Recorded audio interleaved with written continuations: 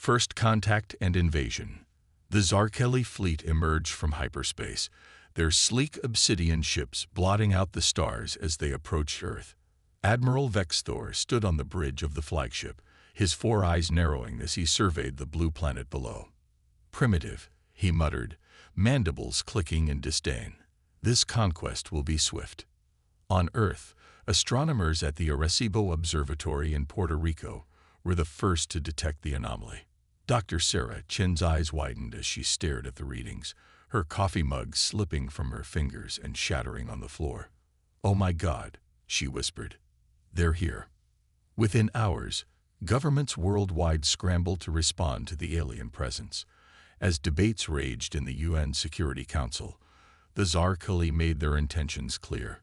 A global broadcast hijacked every screen on the planet, displaying Admiral Vexthor's intimidating visage. "People of Earth," he intoned, his translator rendering his clicks and whistles into eerily accented English. "Your planet is now property of the Zarkeli Empire. Surrender, and you may live as our subjects. Resist, and face annihilation." The response from world leaders was unanimous. Humanity would not bow. The initial assault was devastating. Zarkeli energy weapons vaporized military bases and government buildings across the globe. Plasma bolts rained down on major cities, reducing skyscrapers to rubble. Millions perished in the first day alone. In New York, U.S. Army Captain Jake Rodriguez led a desperate evacuation effort as alien dropships descended on Manhattan. "Move, move, move," he shouted, ushering civilians into the subway tunnels. A nearby explosion sent him sprawling, ears ringing as debris rained down. As Jake struggled to his feet, he saw a mother and child trapped beneath a fallen concrete slab. Without hesitation, he rushed to their aid. Straining with all his might, he managed to lift the edge of the slab just enough for them to crawl free. "Thank you," the mother sobbed, clutching her daughter close. Jake nodded grimly. "Get below ground. Stay safe." As they disappeared into the subway, he turned to face the approaching alien soldiers, determination etched on his features. Similar scenes played out across the planet. In Tokyo, a group of office workers used their knowledge of the city's complex subway system to outmaneuver alien patrols, leading hundreds to safety. In Rio de Janeiro, off-duty firefighters formed an impromptu rescue squad, pulling survivors from burning buildings as energy beams sliced through the city. Admiral Vexthor watched the chaos unfold from orbit, his initial confidence giving way to frustration. "Why do they persist?" he growled. "Can they not see the futility of their resistance?" His second-in-command, Sub-Commander Zalter, stepped forward. "Perhaps we underestimated their resolve, Admiral. These humans seem unusually tenacious." Vexthor dismissed the concern with a wave of his clawed hand. "It matters not. Increase the intensity of the bombardment. We'll break their will soon enough." As the alien assault intensified, humanity's defenders fought back with everything they had. Fighter jets screamed across the skies, engaging Zarkeli fighters in desperate dogfights. Though outmatched technologically, human pilots displayed an ingenuity and daring that caught their alien counterparts off guard. In one fierce engagement over the English Channel, RAF Squadron Leader Emma Blackwood found herself outgunned and outnumbered. With her wingmen shot down and alarms blaring in her cockpit, she made a split-second decision. Cutting her engines, she allowed her fighter to plummet, playing dead. As the alien craft dove past her, she reignited her engines and pulled up sharply, unleashing a barrage of missiles that caught the Zarkeli completely by surprise. As Emma's missiles found their marks, explosions blossomed against the night sky. She let out a whoop of triumph, even as she knew the victory was small in the grand scheme of things, but it was something. Proof that humanity could hurt these invaders. On the ground, the situation grew increasingly dire. Alien ground forces pushed inland from coastal beachheads, their advanced weaponry and armor making them nearly unstoppable. Yet even here, the human spirit of resistance burned bright. In rural Kansas, Farmer John Hawkins watched as a Zarkeli patrol approached his homestead. Rather than flee, he stood his ground. As the aliens drew near, John fired up his combine harvester in charge. The massive farm machine plowed into the surprised Zarkeli, its heavy treads and whirling blades proving surprisingly effective against their armor. News of John's unorthodox victory spread rapidly through resistance networks, inspiring others to improvise and adapt. Ordinary objects became weapons, and everyday skills found new applications in warfare. 2 weeks into the invasion, Admiral Vex Thor was forced to admit that the conquest of Earth was behind schedule. These humans, he grumbled, pacing the bridge of his flagship, they refuse to break. Every defeat seems to only steel their resolve. Sub-Commander Zalter cleared his throat nervously. Admiral, our forward units report increasing difficulty holding territory. The humans are learning, adapting to our tactics and technology at an alarming rate. Vex Thor's eyes narrowed. Impossible. They are primitives, barely out of their stone age. With respect, Admiral, Zalter pressed on. Our intelligence may have been flawed. These humans possess a resourcefulness and determination we've not encountered before. Perhaps we should. Enough. Vex Thor roared, silencing his subordinate. I will not be defeated by hairless apes wielding sticks and stones. Prepare the Worldbreaker. We'll shatter their resolve once and for all. As the Zarkeli prepared their superweapon, humanity steeled itself for the trials ahead. In hidden bunkers and makeshift command centers, leaders from nations that were once bitter enemies now worked together, united against a common threat. Dr. Sarah Chen, the astronomer who first detected the alien arrival, found herself recruited to a top-secret research facility beneath the Rocky Mountains. There, she worked alongside the brightest minds from around the world, racing to understand and counter the invaders' technology. We've made a breakthrough, she announced to the assembled military leaders, her eyes bright with excitement, despite her exhaustion. We've decoded a significant portion of their communication protocols. With this, we can eavesdrop on their transmissions, maybe even interfere with their coordination. General Maria Rodrigues of Brazil leaned forward, hope kindling in her eyes. Can we use this to predict their next moves? Sarah nodded. Better than that. We might be able to feed them false information, disrupt their entire command structure. As the implications sank in, a spark of hope spread through the room. For the first time since the invasion began, humanity had a real advantage, however small. But even as this ray of hope emerged, the Zarkeli Worldbreaker moved into position. The massive weapon, easily twice the size of the largest alien battleship, cast a shadow over Earth's moon as it prepared to fire. Admiral Vex Thor's voice once again boomed across the planet. Humans, you have fought bravely, but futilely. Witness now the price of your defiance. A beam of blinding energy lanced from the Worldbreaker, striking the Earth with terrifying force. The blast vaporized a chunk of the Siberian wilderness the size of France, sending shockwaves that triggered earthquakes and tsunamis worldwide. As the dust settled and the horrifying casualty reports poured in, Admiral Vex Thor allowed himself a satisfied smile. Surely now, the humans would see reason. Surely now, they would submit. But in the smoking ruins of Moscow, a group of survivors emerged from the subway tunnels. Led by Captain Nikolai Volkov of the Russian Special Forces, they stared in shock at the devastation around them. Nikolai's fists clenched at his sides, tears streaming down his ash-streaked face.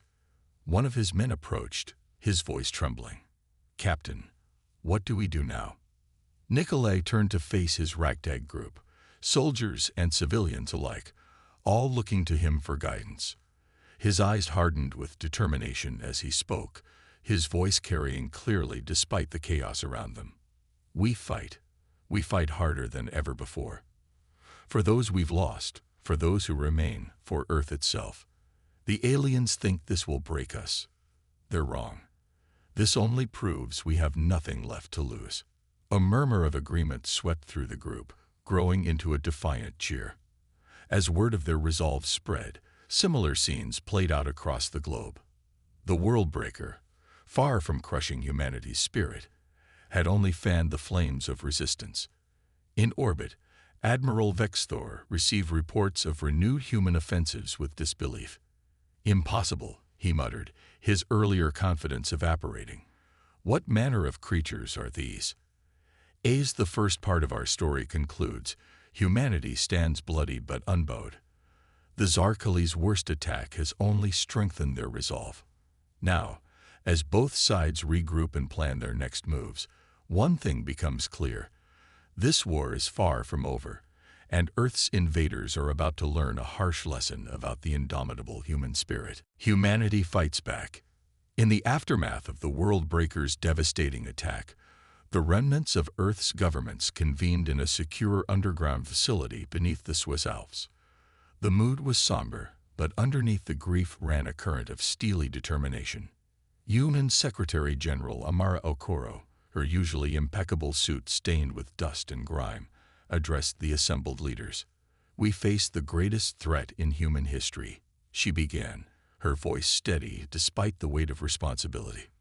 "But we also have an unprecedented opportunity. For the first time, our species stands truly united. Together, we will drive these invaders from our world." The next hours were a flurry of strategic planning and resource allocation. Nations pooled their military assets, shared intelligence, and combined scientific expertise.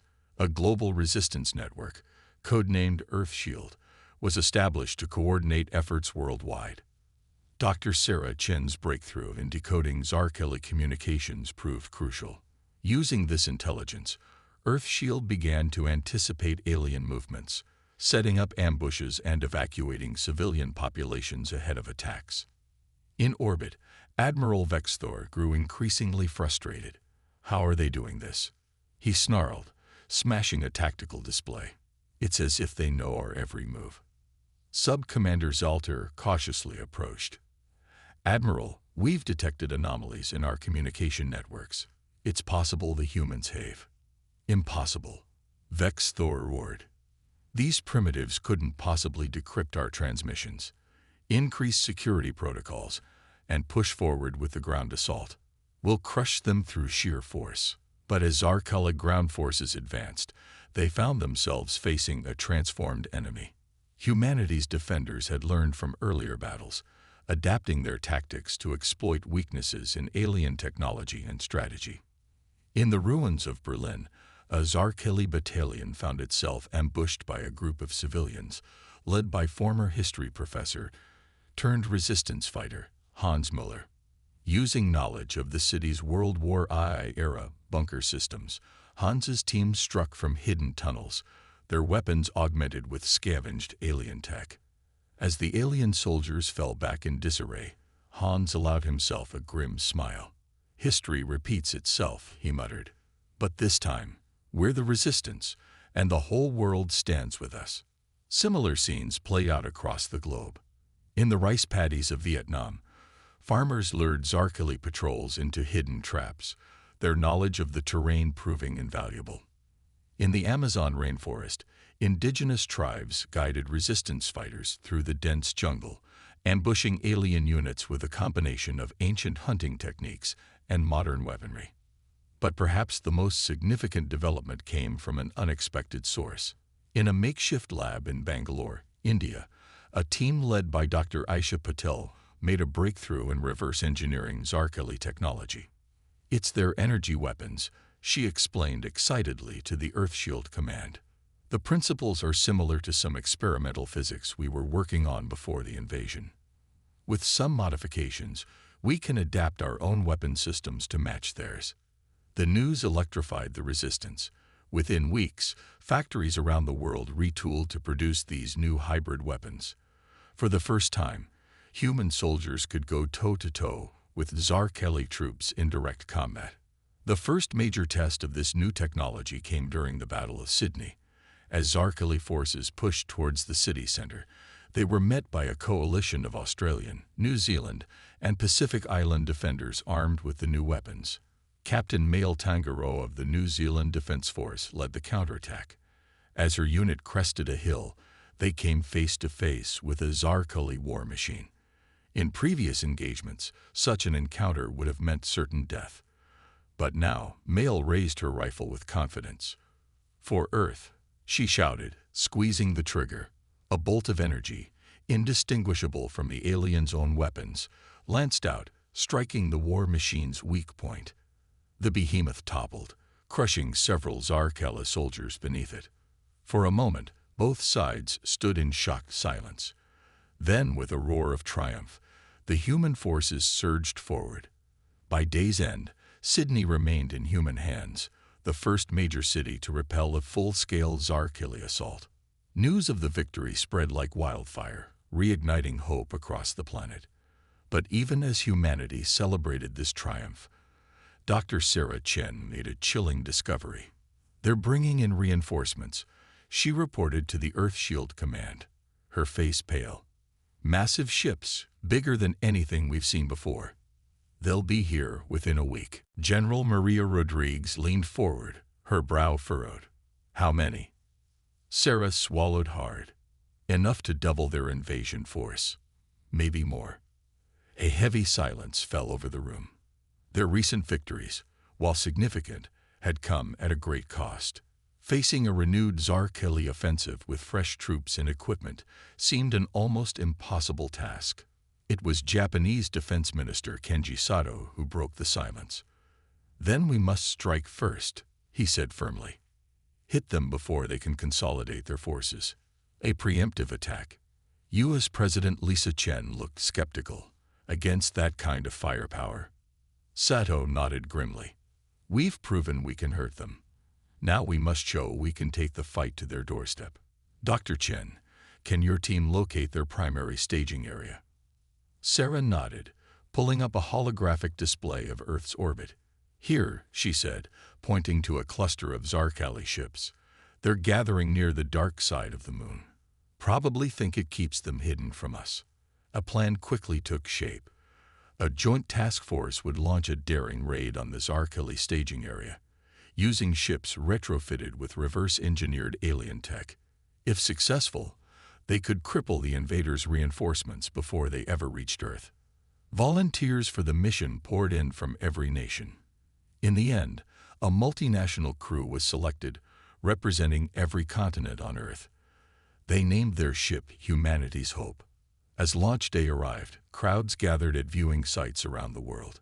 Humanity's Hope rose on a pillar of flame, carrying the dreams and determination of an entire species with it. In orbit, Admiral Vexthor received word of the approaching ship with dismissive amusement. "So the primitives think they can challenge us in space." He chuckled. "Let them come. We'll show them the folly of their hubris." But as Humanity's Hope drew near, the Admiral's amusement turned to shock. The ship's energy signature was unmistakably Zarkeli in origin. "Impossible," he breathed. "They couldn't have. Not so quickly." Before he could react, Humanity's Hope opened fire. Beams of energy sliced through the unsuspecting Zarkeli fleet. Explosions blossomed in the vacuum of space as ship after ship fell to the humans' surprise attack. Admiral Vexthor bellowed orders, scrambling his forces to respond. But the humans had achieved total surprise and pressed their advantage ruthlessly. Fighter craft poured from Humanity's Hope, engaging in furious dogfights against their alien counterparts. Earth watched with bated breath as the battle unfolded. In homes and shelters, on smartphones, and giant screens in town squares, humanity cheered every Zarkeli ship destroyed, every human fighter that slipped past enemy defenses. Inside Humanity's Hope, the bridge was a scene of controlled chaos.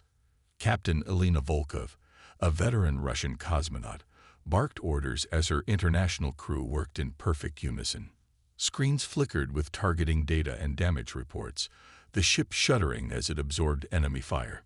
"Status on the primary target," Elena demanded, gripping her chair as the ship banked hard to avoid an incoming barrage.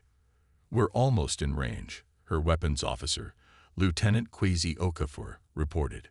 "But our shields are failing. We'll be exposed." Elena's jaw tightened, Their primary target was the Zarkeli command ship. Taking it out could throw the entire invasion into disarray. But getting close enough to strike meant certain death. For a moment, Alina hesitated. Then she thought of her family in Moscow, of the billions counting on them back on Earth. Her decision crystallized. All power to weapons, she ordered. Divert everything, including life support if you have to. We're ending this, here and now. As humanity's hope surged forward on its final attack run, Admiral Vexthor watched in disbelief. They're going to ram us, he realized aloud. For the first time since the invasion began, real fear gripped him. The Zarkeli command ship's guns blazed, pouring fire into humanity's hope. But the human vessel plowed through the barrage, ignoring the destruction of its outer hull, focused solely on its target. In her final moments, Captain Alina Volkov allowed herself a smile. For Earth, she whispered. Humanity's hope struck the Zarkeli command ship with devastating force. Both vessels erupted in a massive explosion, the shockwave rippling out to damage nearby ships. For a moment, space itself seemed to hold its breath. Then, slowly, the tide of battle turned. Without central command, the Zarkeli fleet fell into disarray. Human fighters pressed their advantage, picking off confused alien ships one by one. As the battle drew to a close, the remnants of the Zarkeli armada retreated, jumping to hyperspace in a desperate bid to escape. On Earth, crowds erupted in jubilant celebration. For the first time since the invasion began, humanity had achieved a decisive victory. But amid the joy, there was also somber reflection. The crew of humanity's hope had made the ultimate sacrifice, and the war was far from over. Yet their actions had proven something vital. Humanity could not only resist the Zarkeli, but actively push them back. As the celebratory broadcasts played worldwide, Dr. Sarah Chen stood quietly in her lab, staring at the data streaming in from the battle. Something caught her eye, an anomaly in the Zarkeli retreat patterns. Her eyes widened as she realized the implications. Quickly, she opened a secure channel to Earthshield Command. This is Dr. Chen. We have a situation. The Zarkeli, they're not retreating. They're regrouping for something big. And I think I know what it is. Turning the tide. The jubilation following humanity's victory in orbit was short-lived. Dr. Sarah Chen's urgent message to Earthshield Command sent shockwaves through the resistance leadership. Within hours, a crisis meeting was convened in the underground bunker. A biological weapon. UN Secretary-General Amara Okoro's voice was filled with disbelief and horror. Are you certain, Dr. Chen? Sarah nodded grimly, her holographic image flickering slightly. The data is clear.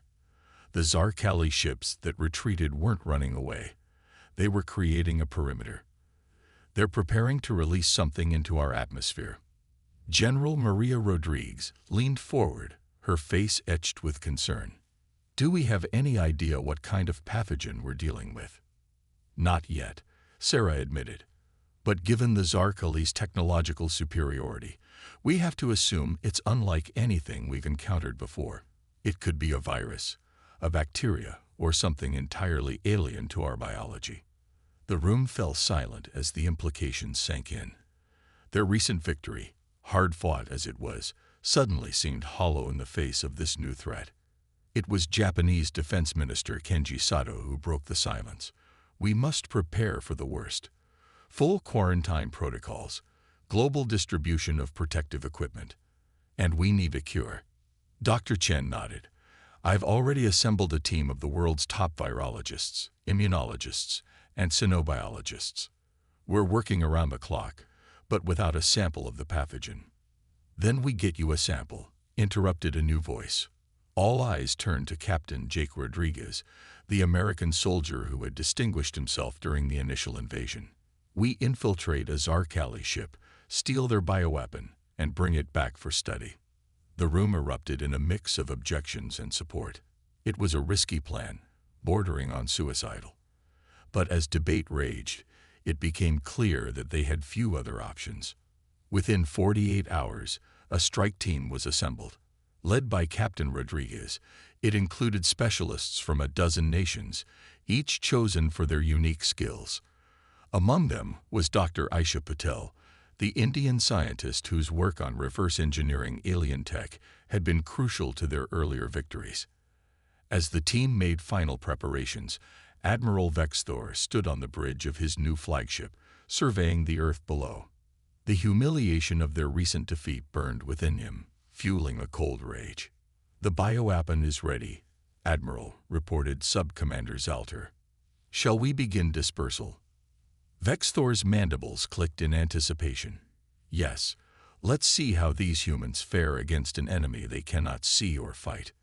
As Zarkali ships began releasing clouds of shimmering particles into Earth's upper atmosphere, humanity held its breath. The alien pathogen, designed to target human DNA, began its insidious spread. The first cases appeared within hours.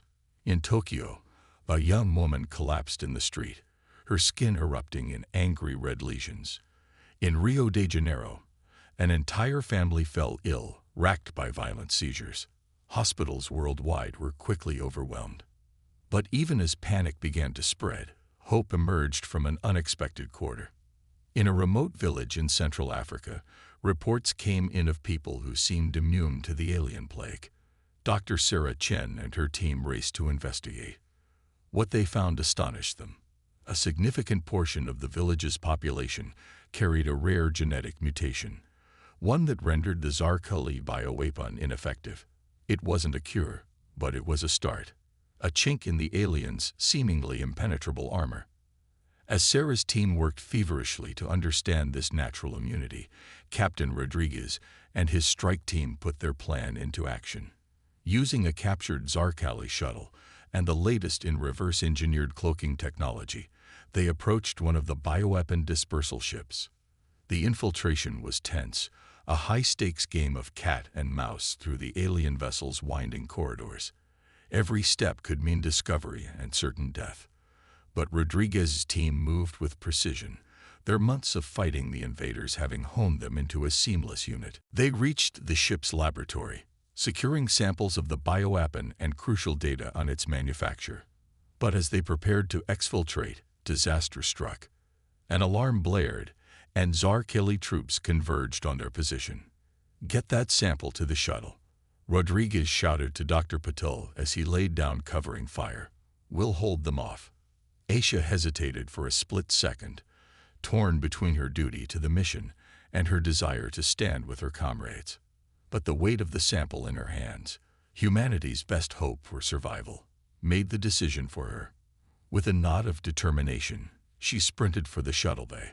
The ensuing firefight was brutal and close-quartered. Rodriguez and his team fought with desperate valor, buying time with their lives. One by one, they fell, until only the captain remained. Badly wounded and cornered, Rodriguez found himself face to face with Admiral Vexthor himself. The Zarkali leader loomed over him, energy weapon raised. "Foolish human," Vexthor sneered. "Did you really think you could challenge us?" Despite the pain, Rodriguez managed a defiant grin. "We already have," he said, nodding towards a nearby viewport. Outside, Dr. Patel's shuttle could be seen streaking away, already too far for pursuit. Vexthor's roar of fury was the last thing Rodriguez heard. Back on Earth, Dr. Patel's return with the bioweapon samples was met with equal parts celebration and sorrow. The mission's success had come at a terrible cost, but it gave humanity a fighting chance. Sarah Chen's team worked tirelessly, combining their analysis of the Zarkali pathogen with the data on natural immunity from the African village. Progress was slow and frustrating, with many setbacks. All the while, the alien plague continued to spread, claiming millions of lives. But humanity's spirit remained unbroken. As researchers worked towards a cure, others found ways to slow the disease's spread. In India, ancient Ayurvedic treatments were found to alleviate some symptoms. In the Amazon, shamanic medicines showed promise in boosting immunity. Global communication networks, once used primarily for entertainment, became lifelines. People shared information on treatments, coordinated supply deliveries, and offered emotional support across continents. The pandemic, ironically, served to unite humanity like never before. Weeks turned to months. The Zarkeli, certain of their bioweapons' success, began to lower their guard. They saw humanity's continued resistance as the last desperate throes of a dying species. They couldn't have been more wrong. In her lab beneath the Rocky Mountains, Sarah Chen's eyes widened as she stared at her latest test results. "This is it," she whispered, scarcely daring to believe it. "We've done it." The cure, when it came, was a triumph of global scientific cooperation. It combined cutting-edge genetic engineering with insights from traditional medicines across cultures. More than a remedy, it was a symbol of what humanity could achieve when united. Production and distribution began immediately. The Earthshield network, initially created for military resistance, now became the backbone of a global public health campaign. Factories that had been producing weapons now churned out vaccines. Soldiers became medics, delivering the cure to the farthest corners of the globe. Admiral Vexthor watched in disbelief as reports flooded in. City after city, nation after nation reported dwindling infection rates. The bioweapon, their ultimate tool of subjugation, had been neutralized. "Impossible," he muttered, his earlier confidence evaporating. "What manner of creatures are these?" As humanity recovered, it also prepared. The defeat of the bioweapon had bought them time and renewed their resolve. Now, with their understanding of Zarkeli technology greater than ever, they'd readied themselves for a counteroffensive. In orbit, new defense platforms took shape, built with a fusion of human ingenuity and reverse-engineered alien tech. On the ground, armies equipped with advanced weapons stood ready. But perhaps most importantly, humanity now knew its own strength, not just in body, but in spirit and unity. The final push. The dawn broke over a changed Earth. Cities bore the scars of invasion and plague, but there was a palpable sense of renewal in the air. Humanity had weathered the storm, emerging battered but unbroken. Now it was time to take the fight to the enemy. In a repurposed aircraft hangar outside of Geneva, the Earthshield High Command convened to plan their next move. The room hummed with nervous energy as leaders from every corner of the globe gathered around a massive holographic display of Earth and its surrounding space. Human Secretary General Amara Okoro addressed the assembly, her voice steady and resolute. "For too long, we've been on the defensive. Today, that changes. Today, we take the war to the Zarkeli." General Maria Rodriguez stepped forward, gesturing to the hologram. "Our intel suggests the bulk of the Zarkeli fleet is gathered here, in high Earth orbit. They're consolidating their forces, likely preparing for a final push to crush our resistance." Dr. Sarah Chen, recently arrived from her lab in the Rockies, interjected. "But that concentration of forces is also an opportunity. If we can strike now, while they're clustered together, we could deal a crippling blow." A murmur of agreement rippled through the room. The plan that emerged was audacious, perhaps even reckless, but it carried with it the weight of humanity's hopes. A three-pronged assault would be launched. First, a diversionary attack led by squadrons of fighters retrofitted with Zarkeli tech would draw out the alien fleet. Meanwhile, a strike team would infiltrate the Zarkeli command ship to sabotage their communications and navigation systems. Finally, Earth's newly constructed orbital defense platforms would unleash a devastating barrage, catching the enemy between hammer and anvil. As preparations for the assault kicked into high gear, Admiral Vexthor paced the bridge of his flagship, agitation evident in every movement. The human's resilience had shaken his confidence, but pride still blinded him to the true extent of the threat. "These primitives have been fortunate," he growled to his assembled officers. "But luck eventually runs out. Prepare the fleet for a final assault. We will crush their resistance once and for all." But even as Vexthor spoke, humanity's plan was already in motion. Squadron leader Emma Blackwood, the RAF pilot who had distinguished herself in the early days of the war, led the first wave of the attack. Her voice crackled over the comm as she addressed her multinational squadron. "Remember your training," she said, her tone calm despite the gravity of the moment. "Use their own tricks against them. We're not here to win. We're here to make enough noise that they can't ignore us." As one, the human fighters surged forward. The space around Earth erupted in a furious light show as energy weapons crisscrossed the void. Emma's squadron darted and weaved through the Zarkeli formations, their unorthodox tactics sowing chaos and confusion. Admiral Vexthor watched the battle unfold with growing frustration. "It's a trick," he snarled, mandibles clicking in agitation. "They're trying to draw us out. Maintain formation. Do not pursue." But the human fighters pressed their attack relentlessly, picking off Zarkeli ships with surgical precision. Vexthor's subordinates grew restless, eager to crush this impudent assault. "Admiral," Sub-Commander Zalter ventured cautiously, "perhaps we should." "Silence," Vexthor roared. "I will not be goaded into."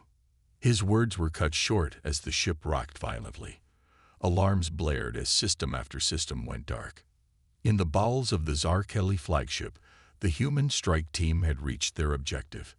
Led by Nikolai Volkov, the Russian Special Forces captain who had rallied the survivors of Moscow, they fought their way through alien corridors with grim determination.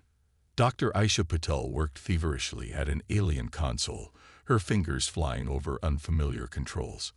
"Almost there," she muttered, sweat beading on her brow. "Just a few more seconds." Nikolai and his team formed a protective circle around her, holding off waves of Zarkeli soldiers. The air crackled with energy weapons fire, the confined space amplifying the chaos of battle. "Done," Aisha shouted triumphantly. "Their systems are compromised. Let's move." As the strike team began their harrowing escape, the third phase of humanity's plan unfolded. Earth's orbital platforms, their weapons powered by a fusion of human and Zarkeli technology, opened fire. The Zarkeli fleet, their systems in disarray and formations scattered by the fighter assault, were caught completely off guard. Ships exploded in silent bursts of fire and debris as the barrage tore through their ranks. On the bridge of his flagship, Admiral Vexthor watched in disbelief as his mighty armada crumbled. "Impossible," he whispered, his earlier bravado evaporating. How could they have? But there was no time for reflection. A massive explosion rocked the ship, sending the admiral sprawling. Klaxons wailed as the vessel began to break apart around them. "Abandon ship," Vexthor bellowed, his command cutting through the chaos on the bridge. "All hands, Abba."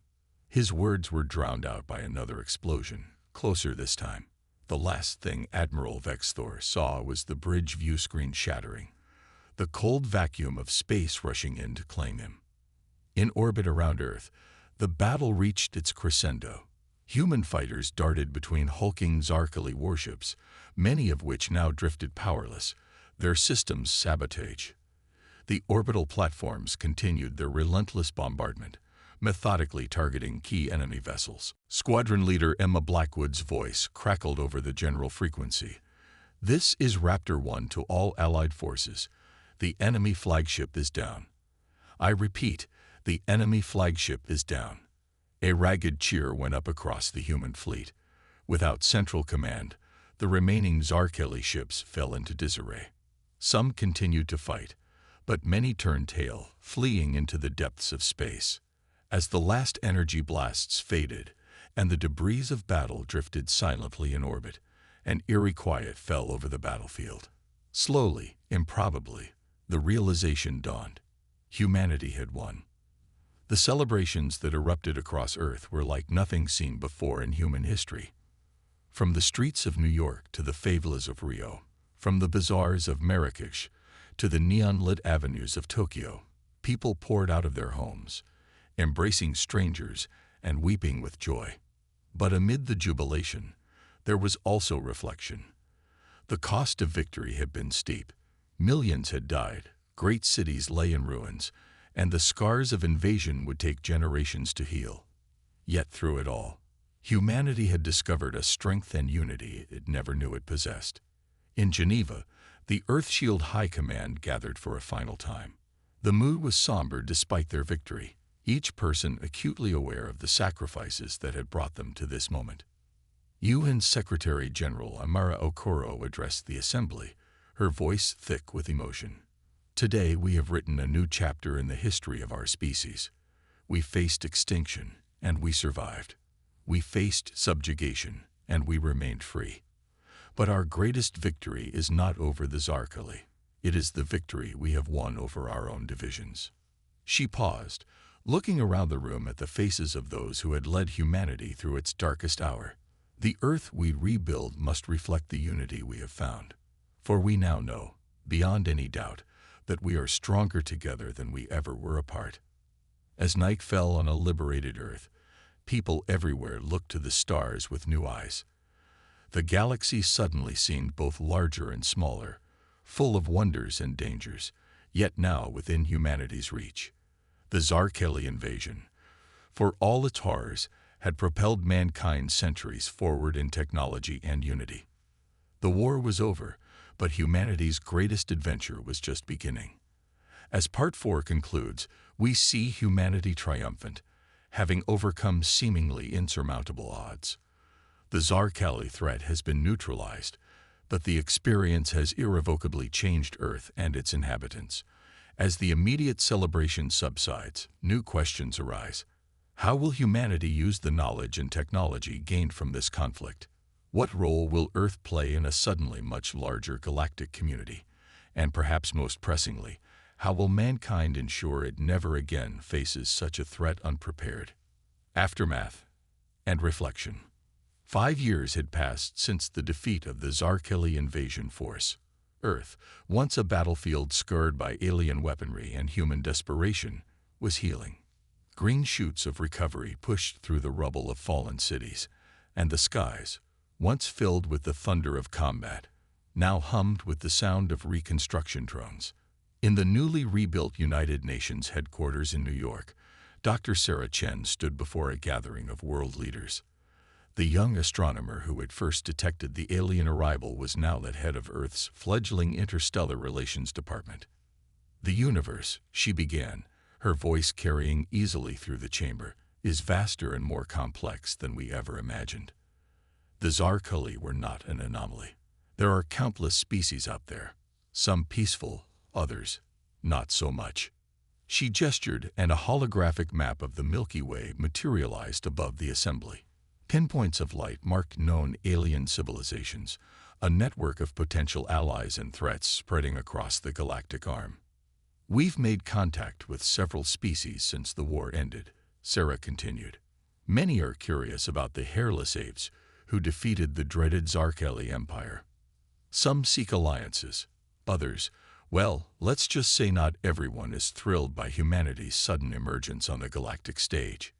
UN Secretary General Amara Okoro, now in her second term, leaned forward.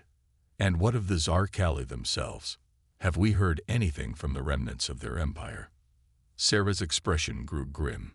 Nothing concrete, but there are rumors, whispers of a new warlord rising among their scattered colonies, one who speaks of revenge against Earth. A murmur of concern rippled through the assembly. The memory of invasion was still fresh, the wounds still tender. We must be prepared, General Maria Rodriguez interjected, her hair now streaked with gray, but her eyes as sharp as ever. Our technology has advanced rapidly, thanks to what we learned from the Zarkali. But we can't afford to grow complacent. Japanese Defense Minister Kenji Sato nodded in agreement. We've established outposts on Mars and the moons of Jupiter. Our first interstellar colony ships are nearly ready. But we need more than just military might. We need diplomacy, cultural exchange, a deeper understanding of our place in the cosmos. As the debate continued, the scene shifted to a classroom in Lagos, Nigeria. Here, children who had been born after the war listened intently to their teacher, a veteran of the resistance. And so, the teacher concluded, her artificial arm gleaming in the sunlight streaming through the window. Humanity stood united, and together we overcame an enemy that sought to destroy us. But the real victory wasn't just in defeating the Zarkali. It was in discovering our own strength, our capacity for innovation, cooperation, and hope in the face of overwhelming odds. A young girl raised her hand, her eyes wide with curiosity. "Miss, do you think there will be another war?" The teacher's expression softened. "I hope not, Adana. But if there is, we'll face it the same way we faced the last one. Together." Meanwhile, in orbit above Earth, the massive form of humanity's Hope Io took shape.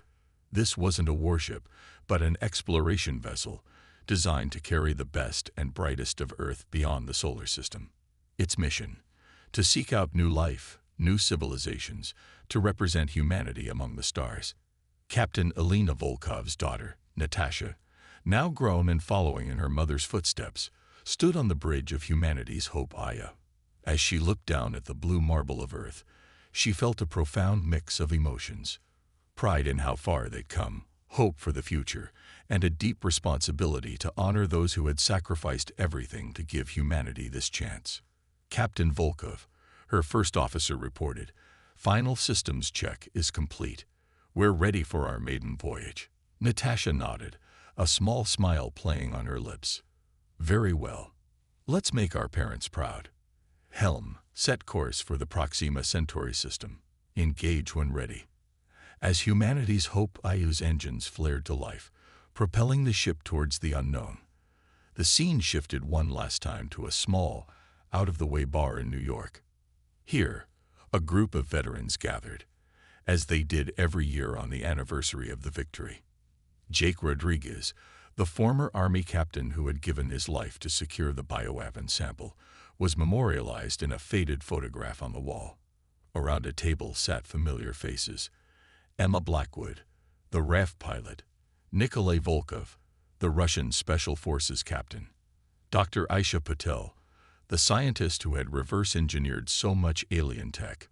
They'd raised their glasses in a solemn toast. "To absent friends," Emma said softly, "and to a future they gave everything to secure." As they drank, the TV in the corner played a news broadcast. A reporter stood before the ruins of a Zarkali ship, now a monument in Central Park. "5 years ago today," she said, "humanity faced its greatest challenge. We stood on the brink of extinction, but through courage, ingenuity, and unprecedented global cooperation, we emerged victorious. Today, as we remember the fallen, we also look to the stars with new purpose. The Zarkali sought to end our story. Instead, they propelled us into a new chapter, one where humanity takes its place among the stars." The veterans watched in silence, each lost in their own memories of the war. They had seen the worst of what the universe could throw at them, but they had also witnessed the best of what humanity could be. As they sat together, sharing stories and remembering, they felt a profound sense of hope. The invasion had nearly destroyed them, but in rising to meet that challenge, humanity had discovered its true strength. United, innovative, and indomitable, mankind was ready to face whatever the cosmos might bring. As night fell on Earth, countless eyes turned skyward. But where once those stars had brought fear of invasion, now they sparked wonder, curiosity, and a burning desire to explore. The Zarkali had sought to end humanity's story. Instead, they had only written its prologue. The true adventure was just beginning.